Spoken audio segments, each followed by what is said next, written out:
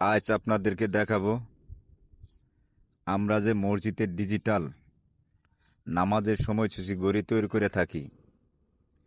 এই ঘড়ির পিছনে যে আমরা লাইট আলো দেই, আলোটা কিভাবে দেই, কিভাবে তৈরি করি, সেটাই আপনাদের আজকে দেখাচ্ছি।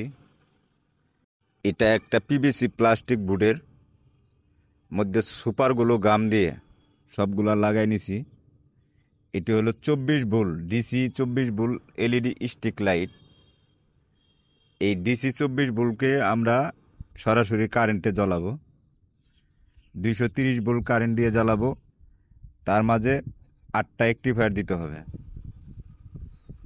8টা রেকটিফায়ার দিয়ে সবগুলা একটা একটা করে সিরিজ করতে হবে। সিরিজ করার নিয়ম হলো নেগেটিভে না গেলে পজিটিভে লাগাইতে হবে। নেগেটিভ পজিটিভ দুইটা মিলাই লাগাইতে হবে। একটা একটা করে সবগুলা সিরিজ করা শেষ হয়ে গেলে এটা আপনারা প্রচুর পরিমাণ আলো হবে। এটা আপনারা সাইনবোর্ডেও লাগাইতে পারেন। কারো যদি বেশি একটু আলোর প্রয়োজন হয়, এটা ব্যাক কভার হিসাবে দিতে পারেন। দেখেন কি পরিমাণ আলো। তারপরে এগোই তারগুলা সুপারগুলো গাম দিয়ে লাগাই দিতে হবে, যাতে নড়াচড়া না করে জ্বালাই ফসকে না যায়।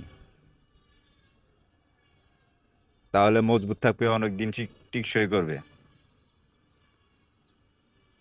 আমাদের কাজ মোটামুটি শেষ। এখন লাইটের আলোটা দেখেন